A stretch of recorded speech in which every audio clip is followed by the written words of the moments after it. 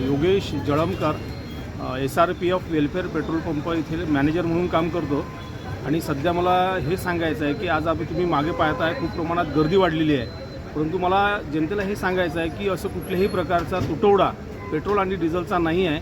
सगळं मुबलक प्रमाणात इथं डिझेल पेट्रोलचं वाटप सुरू आहे आणि इथून पुढेही भविष्यात सगळ्या गोष्टी व्यवस्थित आणि सुरळीत मिळतील.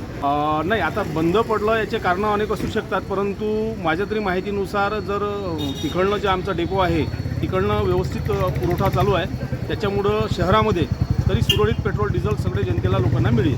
माझं आव्हान हेच आहे की अशा प्रकारची गर्दी करण्यात काही अर्थ नाही, आपले वेळ गमावण्यात काही अर्थ नाही आहे. सगळं सुरळीत भेटेल, सगळं म्हणजे जीवन सगळं सुरळीत असताना पेट्रोल डिझेल हे व्यवस्थित मिळेल. सोशल मीडियावर आता बरेच काही कारणं देऊन मेसेज व्हायरल होत आहे, परंतु तसा कुठलाही प्रकार नाही आहे. जे काही आहे ते तुमच्यासमोर मी आपला स्पष्ट केलेलं आहे की जे काही आहे ते सुरळीत आपल्याला पेट्रोल आणि डिझेलचा पुरवठा मिळेल. पेट्रोल पंपावर हे गर्दी एवढी मोठी होऊन राहिली. मोदीनं पेट्रोल का आपण केलं अमरावतीमध्ये आहे की शिडीतले सगळे पेट्रोल पंप बंद झाले, पेट्रोल खतम झालं. असं आधी सांगायला पाहिजे ना महिनाभर पहिले मोदी साहेबांना. याच्या आधी मोदी साहेबांना सांगितलं असतं तर आम्ही सिच्युएशन चांगली ठेवली असती ना पेट्रोलची.